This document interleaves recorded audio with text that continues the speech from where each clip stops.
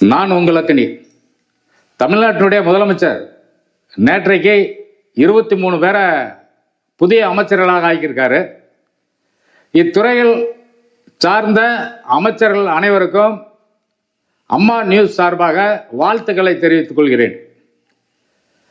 இதில் குறிப்பாக 19 மாவட்டத்தினுடைய எம்எல்ஏக்களுக்கு அல்லது எம்எல்ஏவாக அந்த மாவட்டத்தில் ஆகாதவர்களுக்கு மாவட்டத்தினுடைய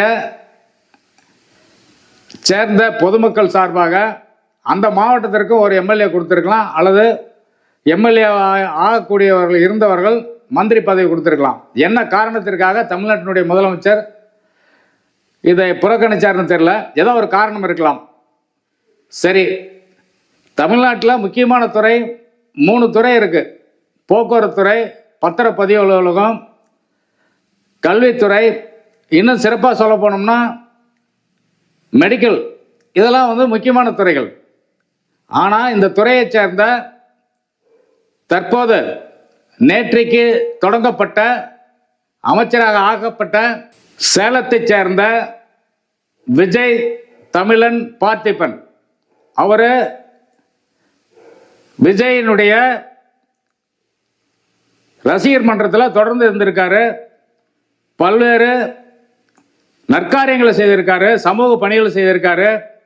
அவர் படித்தது +2 தான். அவர் சேலத்தில் எலக்ட்ரானிக்கல் கடை, அதாவது செல்போன் கடை தான் வச்சுருந்தார். அதை தவிர்த்து அவர் சினிமாவிலையும் விஜய் கூட நடிச்சிருக்காரு. அவர் சினிமாவில் நடித்ததெல்லாம் வேற, அவர் செல்போன் கடையெல்லாம் வச்சது வேற. இன்னைக்கு இந்த துறையை போக்குவரத்து துறையை தூக்கி நிறுத்தணும். அதாவது கார்பரேஷனில் போக்குவரத்து துறையினுடைய அந்த துறையை சார்ந்த பஸ்ஸு இன்றைக்கு பல பஸ்கள் ஓட்டையாக தான் இருக்கு. கொடை பிடிக்க வேண்டிய சூழ்நிலை. இதை மாற்றணும், புதிய பஸ்கள் கொண்டு வரணும். போக்குவரத்து தொழிலாளர்களுக்கு பழைய ஓய்வு ஊதியம் கொடுக்கணும். போக்குவரத்து தொழிலாளர்களுக்கு குறிப்பாக அவர்களுக்கு சம்பளம் கொடுக்கணும். கான்ட்ராக்டில் இருக்கிற போக்குவரத்து தொழிலாளர்கள் டிரைவர் கான்ட்ராக்டரை நீக்கணும்.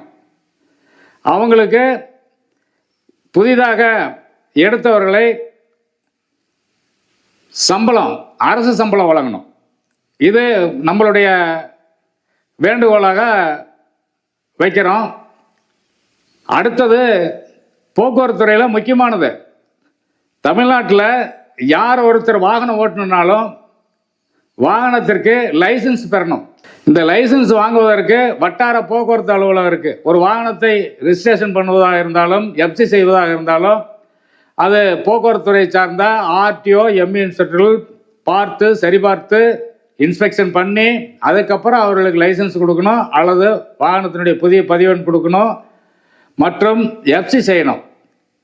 இந்த வேலையை தொடர்ந்து இவங்க செய்தாதான் தமிழ்நாட்டில் இருக்கிற அத்தனை வாகனமும் ஓடும். டிரைவர் கண்டக்டர்கள் புதுசாக உருவாவாங்க, டிரைவர் நிறைய பேர் உருவாவாங்க. ஆனால் போக்குவரத்து துறையை பொறுத்தளவில் சீரழிந்து போய் சின்ன பின்னமாக இருக்கு. கடந்த திமுக ஆட்சியிலையும் அண்ணா திமுக ஆட்சியிலையும் பல கோடி ரூபாய் லஞ்சம் வாங்கிக்கிட்டு தான் வேலையை கொடுத்துருக்காங்க. ஒவ்வொரு அதிகாரிகளும் மாற்றம் செய்தாலும் பணி உயர்வு அவர்களுக்கு கொடுத்தாலும் பணம் இல்லாமல் அந்த காரியம் நடக்கவே நடக்காது. இந்த விஜய் தமிழன் பார்த்திபன் போக்குவரத்து துறையில் என்ன மாற்றம் செய்ய போகிறார்? அதுதான் பிரச்சனை. போக்குவரத்து துறையை பொறுத்தளவில் அரசு அதிகாரிகளுக்கு சமூக பாதுகாப்பு, அவருடைய சொந்த பாதுகாப்பே கிடையாது. இன்னைக்கு பூரா குடியாரம் தான். அரசு அதிகாரிகள் வாகன தணிக்கை செய்கிற போது அவர்களை திட்டி தீர்க்கிறதும் பல பிரச்சனைகளை அவர்களுக்கு உருவாகி கொண்டே இருக்கிறது. அதிகாரிகள் எம்இ இன்ஸ்பெக்டருக்கு வாகனம் கிடையாது, தணிக்கை வாகனத்தை செக் போஸ்ட்லேயோ அல்லது ஏதோ ஒரு இடத்துல நின்று தணிக்கை பண்ணுவதற்கு வாகனம் தருவது கிடையாது. அவங்க சொந்த வாகனத்தில் தான் பயன்பாட்டுக்கு கொண்டு போயிட்டு இருக்காங்க. ஆண் பெண் அதிகாரிகள் எம்இ இன்ஸ்பெக்டர் தணிக்கை வாகன தணிக்கைக்கு தனியாக போய் ஒரே ஆள் நிற்கிறார். அவர்களுக்கு எந்த விதமான பாதுகாப்பும் கிடையாது. நான் தொடர்ந்து திமுக அரசு மாண்புமிகு முன்னாள் அமைச்சர் சிவசங்கர்கிட்ட பல முறை கேட்டிருக்கேன், இதை ஏதாவது ஒன்று பண்ணுங்கன்ட்டு. நேரில் பேசியிருக்கோம். அவர்கிட்ட என்னுடைய மோட்டார் இதழ் கொடுத்துருக்கேன். ஆனால் எதை பற்றியும் கண்டுக்கல. அவர்களுக்கு வாகனம் கொடுங்க. நேற்றுக்கு தமிழ்நாட்டினுடைய முதலமைச்சர் பல ஒரே ஒரு டிபார்ட்மெண்ட்டுக்கு வாகனத்தை கொடுத்துருக்காரு.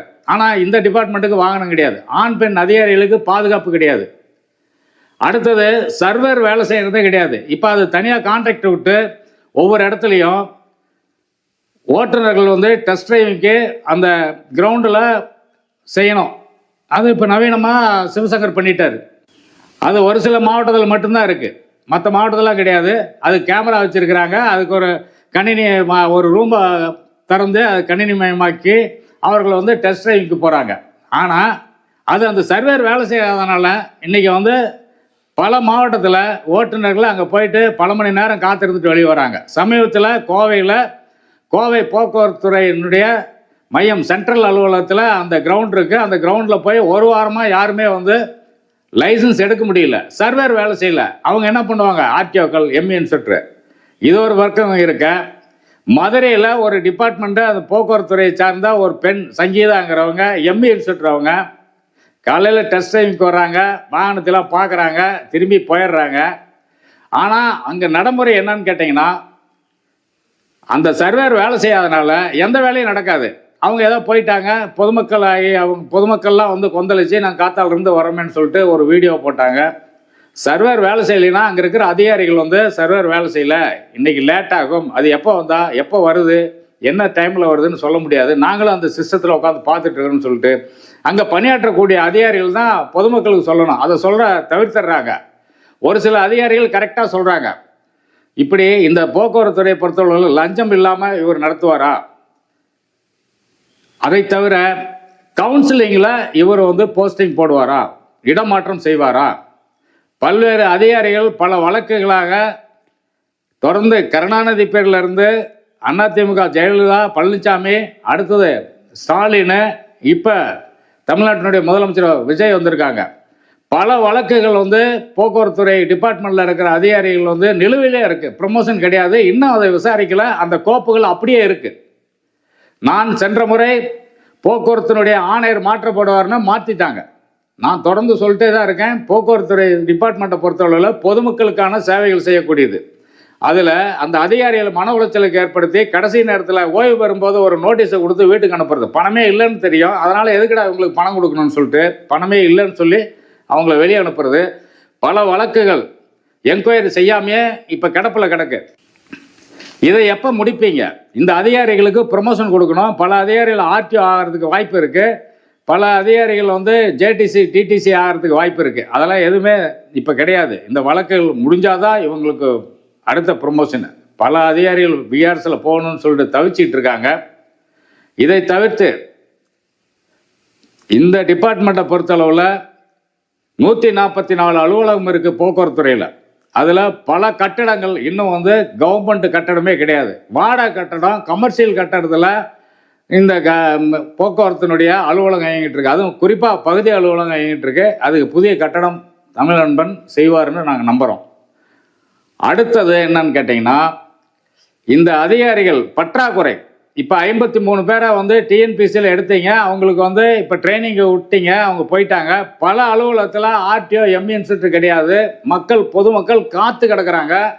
இந்த சூழ்நிலையில் பற்றாக்குறை அதிகாரிகளை உடனடியாக நியமனம் செய்யணும். ஏற்கனவே வழக்குகள் போட்ட 100க்கு மேற்பட்ட எம்இ இன்ஸ்பெக்டர்கள் ப்ரமோஷனுக்காக காத்துட்டு இருக்கிற, பரீட்சை எழுதின, டெஸ்ட் எழுதின அந்த இளைஞர்களுக்கு உடனடியாக இந்த தமிழ்நாட்டினுடைய முதலமைச்சர் கவனத்தில் வச்சு மாண்புமிகு விஜய் அவர்கள், முதல்வர் அவர்கள் தமிழன்பன் செய்வாரா?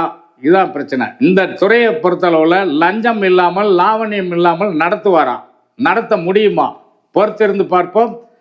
பொதுமக்களுடைய சேவைகள் தொடர்ந்து நடக்கணும். பொதுமக்களுக்கு எந்த தடையவர்களும் இருக்கக்கூடாது. பொதுமக்கள் வந்தால் அவருடைய வேலைகள் உடனடியாக இந்த வட்டார போக்குவரத்து அலுவலகத்தில் நடந்து உடனே அவர்கள் வந்து போகணும். அவருடைய வேலைகள் வந்து தடையிடக்கூடாது. சர்வேர் உடனே வேலை செய்யலைன்னா அதுக்கு தகுந்த மாதிரி அவர்கள் வந்து உடனடியாக அதை ஒரு போர்டில் போடணும். அந்தந்த அதிகாரிகளுடைய பெயரை, சிஓஜி நம்பரு, அரசு அதிகாரிகள் வழங்கின செல்போன் நம்பரை அங்கங்கே எழுதி வைக்கணும். வட்டார போக்குவரத்து அலுவலர் அல்லது RTO, ME inspector, JTC, DTC இவருடைய நம்பரை எழுதி வைக்கணும். ஏன்னா பொதுமக்கள் சில பேர் போய் கேட்டால் தர்றதே கிடையாது. நானே போய் ஒரு அதிகாரி ஃபோன் நம்பரை கொடுன்னா, நான் எனக்கு தெரியாதுங்கிறான், ஒருத்தன் எனக்கு தெரியாதுங்கிறான், இன்னொருத்தன் எனக்கு தெரியாதுங்கிறான். நான் கோவச்சிட்டு தான் கொடுக்கவே வேண்டாயா அப்படின்ட்டு வரும்போது தான் என்னை கூப்பிட்றாங்க அந்த சூப்பரண்ட் ஒரு லேடி, வாங்க சார் கொடுக்குறேன் சாருங்கிறாங்க. அப்போ ஒரு பத்திரிகையாளர் ஆகிய ஒரு யூடியூபர் ஆகிய நாமளே போகும்போது ஒரு அதிகாரியுடைய ஃபோன் நம்பரை கேட்டால் கொடுக்கறது கிடையாது, மறுக்கிறாங்க. அப்போ சாதாரண ஒரு பொதுமக்களுக்கு இந்த சூழ்நிலை தான் ஏற்படும். இதை கருத்தில் கொண்டு தமிழ்நாட்டினுடைய போக்குவரத்து அமைச்சர் அவர்கள் பணியிடம் மாற்றம் செய்வதற்கு கவுன்சிலிங் பண்ணணும், பணியிடம் உயர்வு செய்யணும், காலி பணியிடங்களை நிரப்பணும். அதாவது அரசு கட்டிடத்தில் பகுதி அலுவலகங்கள் இயங்கணும், லஞ்சம் இல்லாமல் இத்துறையை சீர்தூக்கி நிறுத்தணும். போக்குவரத்து துறையில் பல டிரான்ஸ்போர்ட்டில் பஸ்ஸு வாகனங்கள்லாம் குறிப்பாக பழைய பஸ்ஸெல்லாம் எடுத்துகிட்டு புதிய பஸ்ஸு போடணும். இதை செய்வாரா? பொறுத்திருந்து பார்ப்போம். நன்றி, வணக்கம். உங்கள் அக்னி.